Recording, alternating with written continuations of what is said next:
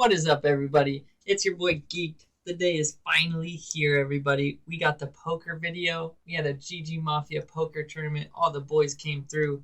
We battled it out for first place.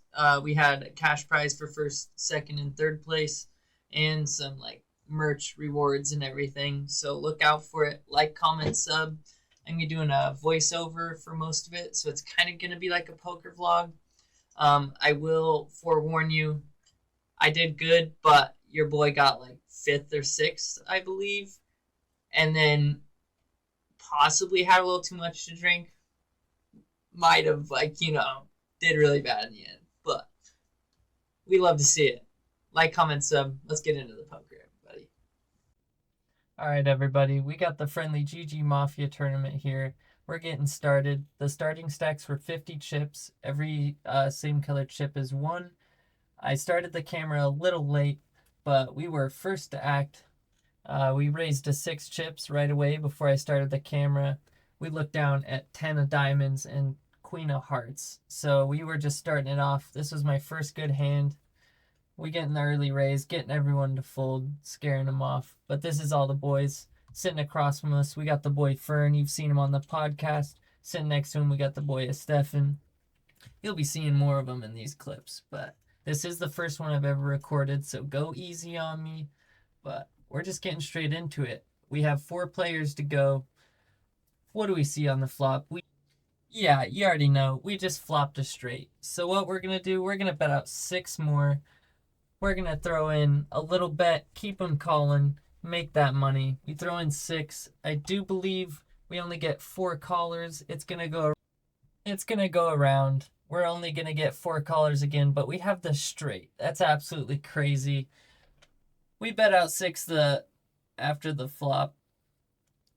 And then we're going to bet for value on the next one, especially if there's not a spade that comes out because we're a little scared of the draw. But we got the straight, so we love to see it. We're going to lock and load, everybody, and we're going to get the chips in the middle because we are getting paid. So we get 6. We got 4 callers. I do believe we might have gotten a fold with this 6, but we bring in the 4, and we're going to go to the next card, and we got the turn. Oh, baby, it's the 2 of clubs. Love to see it. Absolute brick. Now we're going to start betting for value, everybody. So we throw in a raise to 12, I believe, 12 or 18. More than half our stack is now in the middle, but we're looking at a nice pot if we can scoop it. We might scare people away with this because we are first to act as always. So we're just being aggressive. We got to keep it going. But we love to see it. A 2 of clubs and a nice pot. This is one of the earliest hands. I believe this is either the first, second, or third hand. But we're getting into it. We love it. All the guys are here. We're having a good time, hanging out, giving away merch, just chatting with the boys. And we're making some money, everybody. It was a good-sized pot. I will discuss how big the prizes and everything were. But give us another card.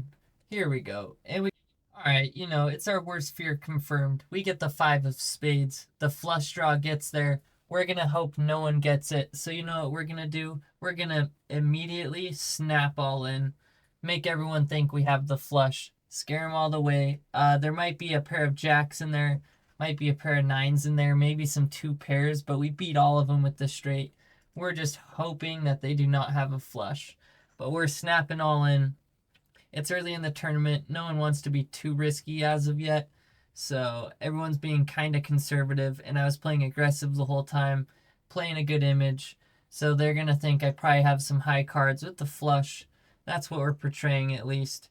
But we're going to hope that they don't have the flush draw, or if they have a low flush draw, they think we have a higher one and they fold. Everyone folds when I snap all in, and here we go. We lay them down. We get a massive, massive pot.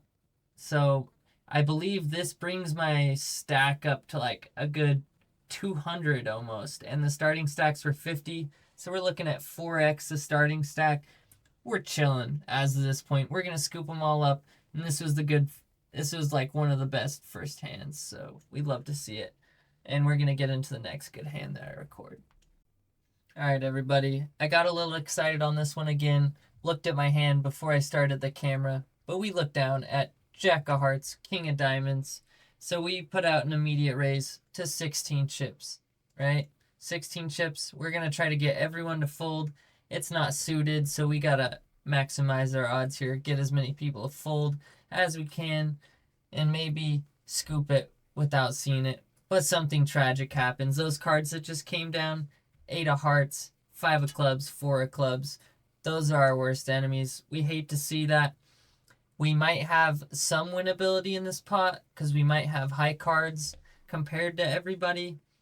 But we're a little scared of this one. There's a flush draw out there. There's a straight draw out there.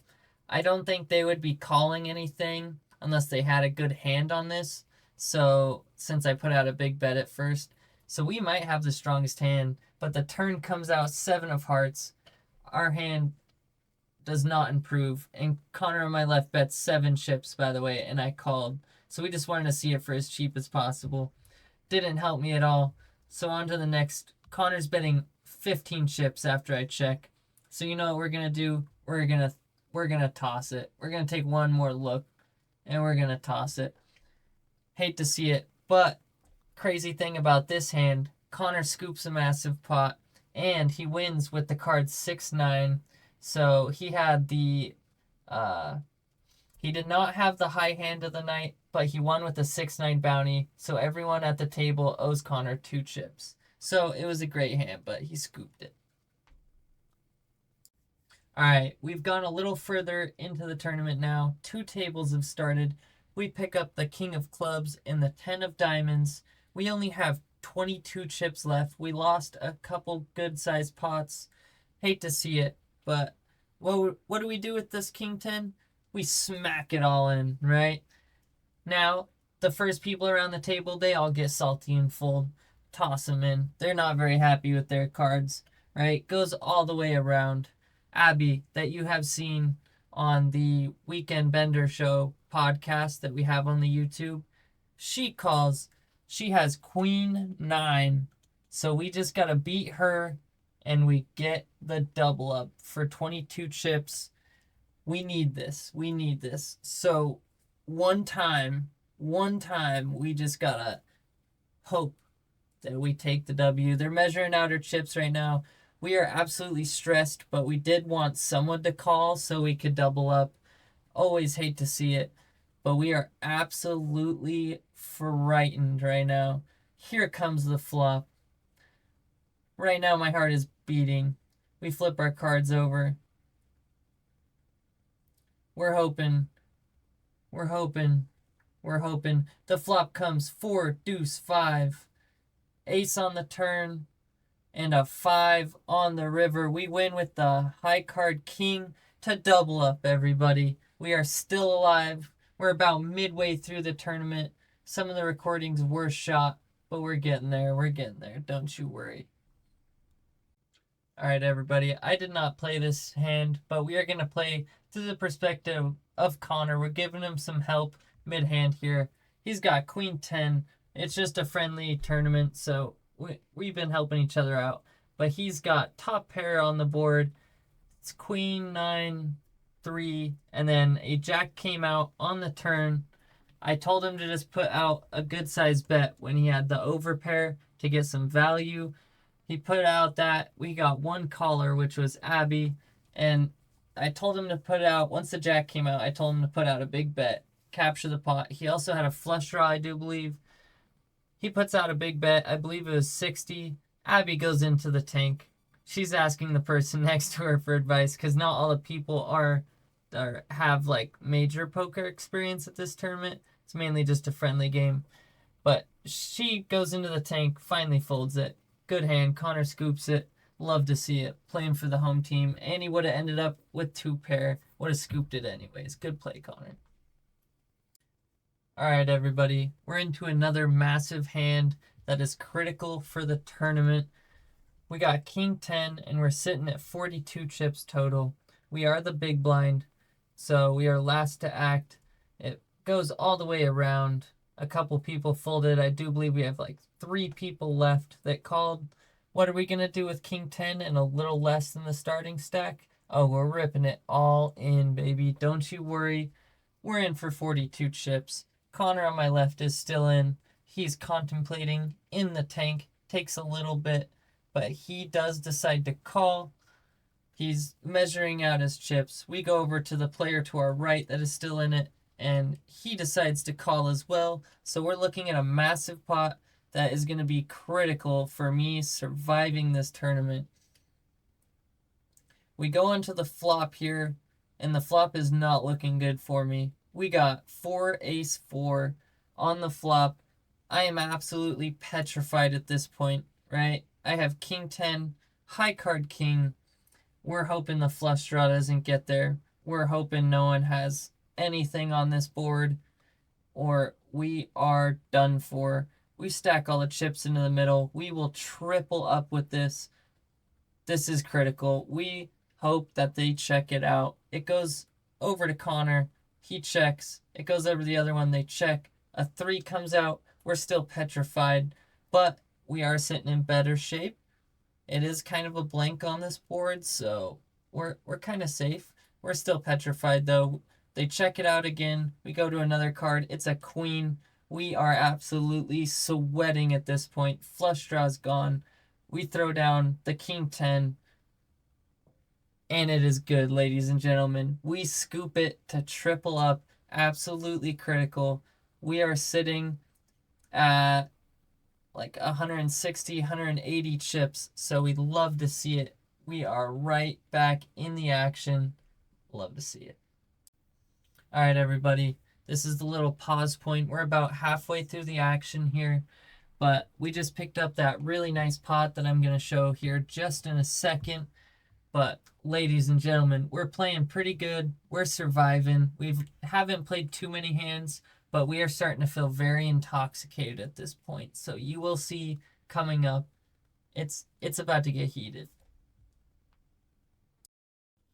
All right, everybody. This is the last recorded hand of my tournament life. All right, we went out a couple hands after this with an all-in with pocket sevens. But this hand, ladies and gentlemen, we have a nice size pot. I had jack 9 to start. I put out a nice size bet. We got a nice pot built, and then it checked all the way around. So I knew I probably have the highest pair here with the pair of jacks. So I put on 90 chips for the all-in, hoping that someone can call and we can get the double up again to continue our tournament life. It has been an absolute up and down battle in this tournament, but we got some people tanking, some people deciding.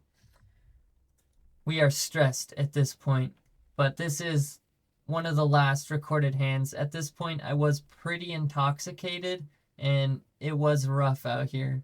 It was rough out here. But do we get any callers? Ladies and gentlemen, one time, we would just like everyone to fold here. And it looks like everyone does fold. So we do scoop this pot to stay alive in the tournament. No one calls. We run it to see it anyways because someone had an ace. They did not get it. We would have won regardless.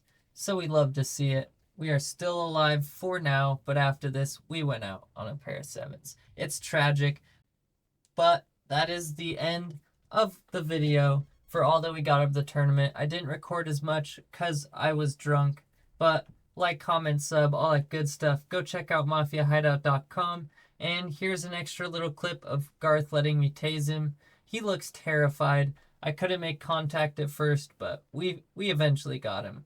So have a good one, guys. Thank you for watching.